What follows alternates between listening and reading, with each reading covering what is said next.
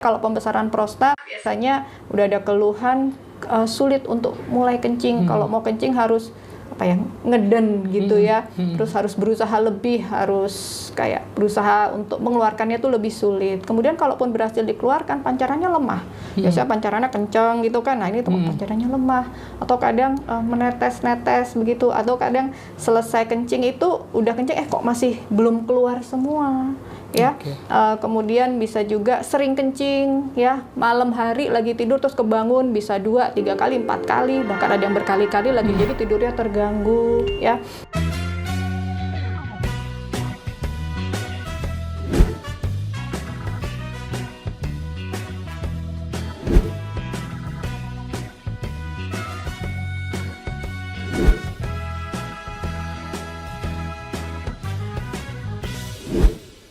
Halo sahabat Indrayana, welcome back to podcast Sahabat Indrayana. Senang sekali pagi hari ini kita ketemu dengan dokter kesayangan kita, dokter urologi. Selamat pagi dokter. Pagi. Bagaimana kabarnya dokter? Sehat. Sehat selalu. Hari ini cantik sekali dokter. Terima kasih. Hari ini kita bahas topik yang sangat menarik dan juga cukup panjang ya dokter ya. Karena kita akan membahas tentang mengenal penyakit prostat, penyebab dan pengobatannya. Mungkin sebelum kita mengenal mungkin penyebabnya dan juga pengobatannya, kita kenal dulu penyakit prostat itu seperti apa ya dok ya. Boleh di-share dok, silahkan dokter. Oke, kita mulai dulu dari prostatnya ya. Prostat itu adalah suatu organ yang hanya dimiliki oleh pria. Oke. Ya, jadi organ ini ukurannya sebenarnya tidak terlalu besar ya, sebesar buah kenari itu. Kemudian letaknya di bawah kantong kemih dan kemudian dia mengelilingi saluran kencing uretra. Jadi memang tidak tampak dari luar, tapi itu penting karena ini fungsinya adalah dia itu menghasilkan cairan ya. Kalau air mani itu kan isinya banyak selain sel-sel sperma. Nah, salah satu cairan yang ada di air mani itu diproduksi oleh prostat ini yang fungsinya juga adalah memberi nutrisi agar sel-sel sperma itu sehat, kualitasnya baik sehingga bisa terjadi proses fertilisasi. Berarti secara tidak langsung memang organ prostat ini menyumbang dan juga berperan sangat penting. Dan perlu digarisbawahi untuk sahabat Indrayana bahwa untuk organ prostat ini hanya dimiliki oleh pria. Begitu ya dokter, dan menyumbang memberikan zat-zat atau membantu proses fertilisasi begitu ya dokter ya, secara tidak langsung. Berarti memang sangat urgent ya dok ya, apabila terganggu malah mengganggu proses yang fertilisasi tadi begitu ya dokter.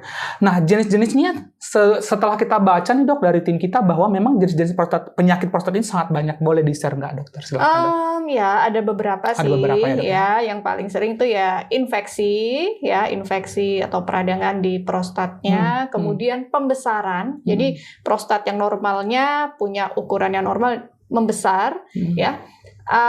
Kalau pembesaran itu jinak kita sebut dengan benign prostate hyperplasia atau biasa dikenal dengan BPH.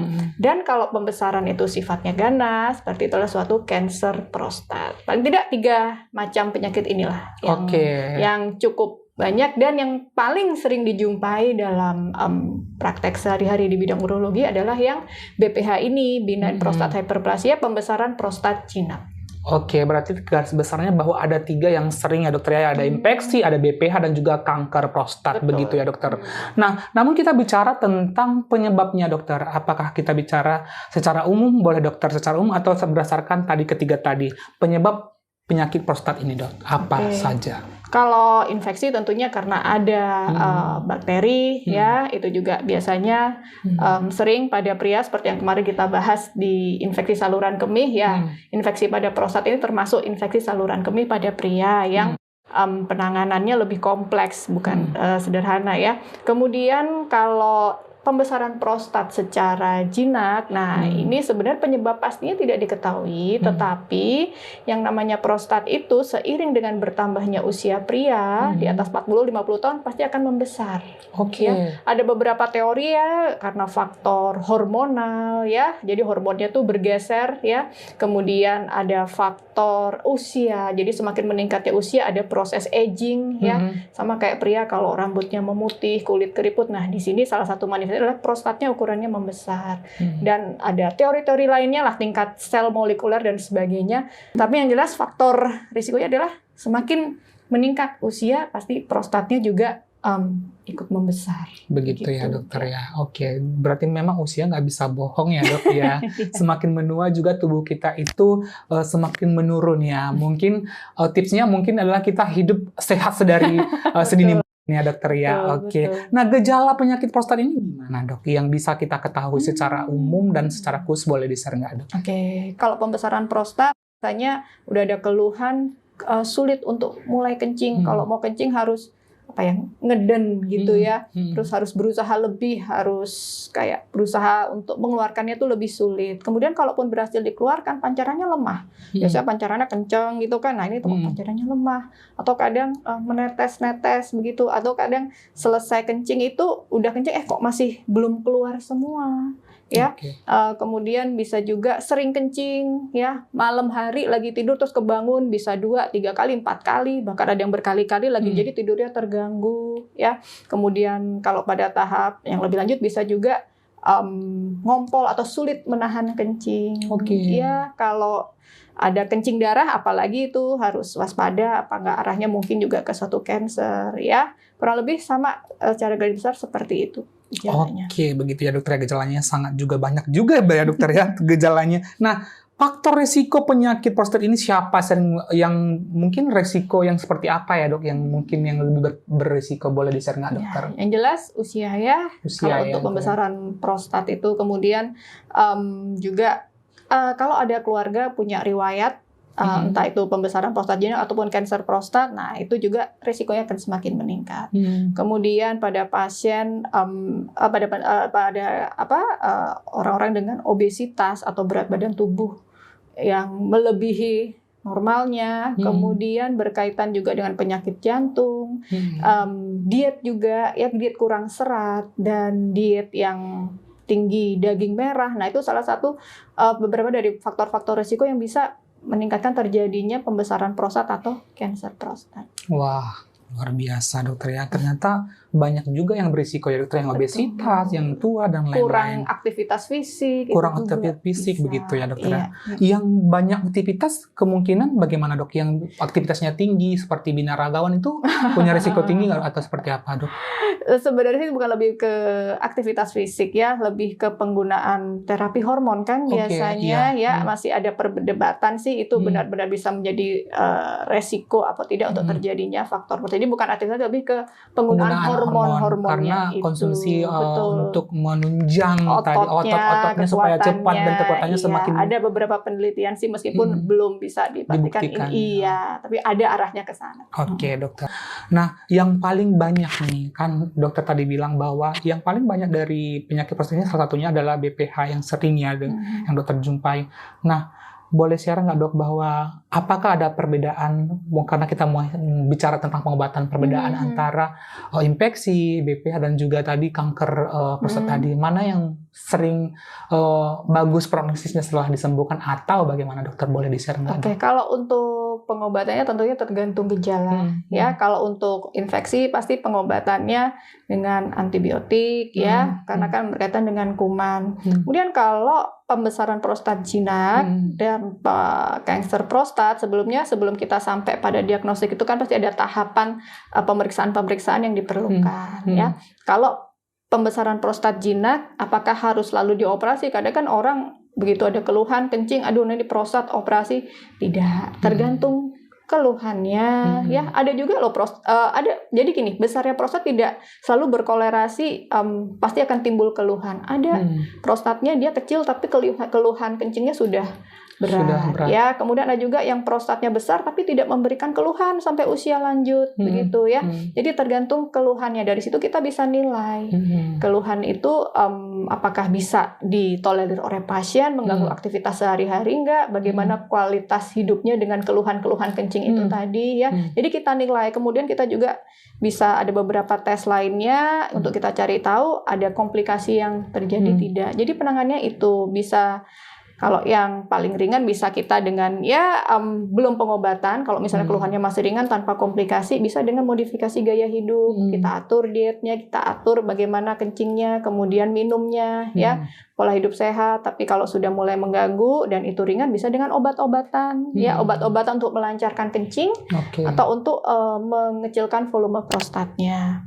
Kalau dengan indikasi tertentu, misalnya sudah sekian lama pengobatan tidak berhasil atau timbul komplikasi ini di sini apa? Misalnya tidak bisa kencing sehingga harus pakai selang, apalagi berulang, timbul infeksi saluran kencing, ada batu, sudah ada gangguan di kantong kemih atau sampai ada gangguan di ginjal. Nah, itu pasti kita harus pikirkan untuk tindakan operasi. Operasi itu minimal invasif yang sekarang jadi standar utamanya jadi dengan endourologi. Endourologi ya dokter. Betul, jadi prostatnya orang awam bilangnya sih prostatnya dikerok gitu. Ya, iya modalitasnya macam-macam ya alatnya, tapi iya kurang lebih intinya untuk mengurangi massa prostatnya itu. Kalau untuk kanker prostat lebih kompleks lagi. Nanti kita lihat kan tergantung stagingnya, pengobatannya apa, bagaimana itu lebih kompleks lagi. Tapi kurang lebih arahnya untuk prostat seperti itu penanganannya. Wow, sangat kompleks ya. Tapi memang dok, semakin parah tingkat keparahan mengarah ke kanker, pengobatannya semakin susah ya dokter ya mungkin. Tergantung stagingnya. Tergantung stagingnya. Oke. Nah tadi saya tertarik dokter tadi mengatakan bahwa sebelum adanya pengobatan kita harus melakukan pemeriksaan tes dan juga pemeriksaan penunjang.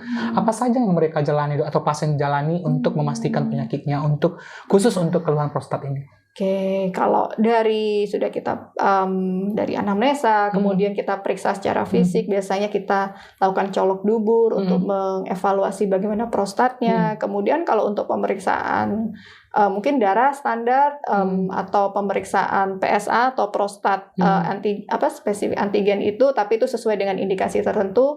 Kemudian USG kalau diperlukan dan pancaran kencing ya, diperiksa darah, diperiksa kencing.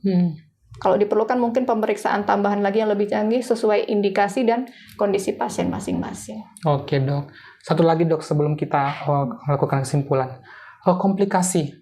Tadi dokter sudah menyinggung satu komplikasi yang paling banyak dan sering yang dialami oleh pasien yang mungkin sudah di tahap komplikasi, apa saja dokter?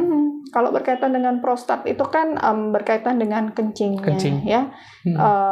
Komplikasinya ya pasti berkaitan dengan kalau yang di area kencing misalnya yaitu sudah terganggu kantong kemihnya sehingga lama-lama kantong kemihnya dia lemah bekerjanya, akan semakin membuat keluhan-keluhan yang ada semakin kompleks dan mungkin penanganannya juga akan lebih kompleks lagi. Kemudian bisa mengganggu ginjal, bisa menurunkan fungsi ginjal pada kondisi yang kronis yang tidak dilakukan penanganan ya prostatnya sehingga ia bisa larinya ke ginjal ya. Kemudian infeksi saluran kemih yang berulang ya.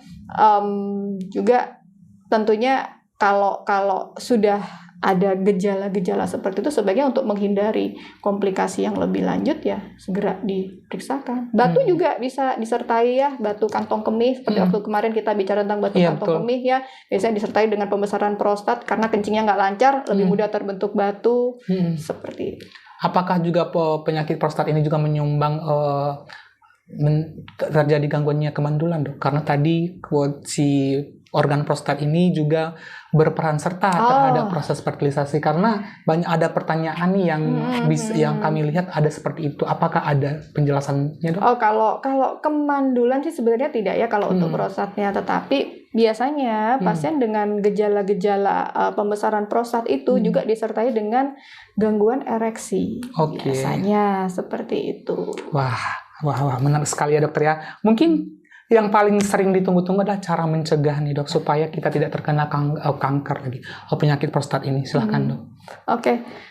Kalau karena penyebabnya kan juga kita belum bisa pastikan dengan tepat, jadi pencegahan ya secara umum ya. Kalau tadi faktor resikonya yang nggak bisa dihindari kan usia ya, udah mau gimana kita pasti akan bertambah tua ya. Tapi yang kalau bisa dihindari kayak obesitas itu tadi tentunya ya, aktivitas fisik ya, pola makan yang seimbang, olahraga mungkin ya dok. Ya pasti karena tadi kan salah satu faktornya kurang aktivitas fisik.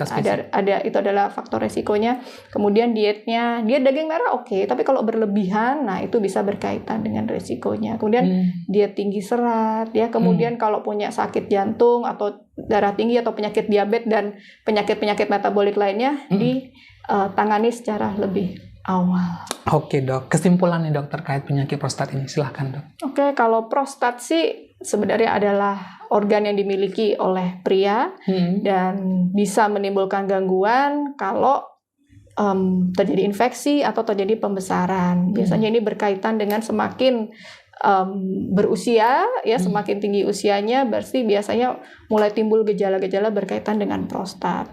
Sebenarnya sih tidak perlu terlalu dikhawatirkan karena tidak semua bergejala dan juga tidak semua pasti akan jadinya kanker. Tetapi kalau pada pasien-pasien yang punya faktor resiko tertentu, terutama misalnya juga ada keluarga yang pernah kanker prostat, ya ada penyakit-penyakit tadi yang mendasari, sebaiknya kita lakukan pemeriksaan dini. Oke, thank you dok atas penjelasannya, sangat luar biasa sekali dikupas tuntas oleh Dr. Ratih, spesialis urologi klinik utama Dr. Indrayana. Semoga bisa membantu sahabat Indrayana yang lagi terkena ataupun untuk mencegah penyakit prostat ini. Terima kasih dok atas podcast hari ini. Kita akan jumpa di podcast berikutnya. Sampai jumpa untuk sahabat Indrayana di podcast berikutnya. Dadah!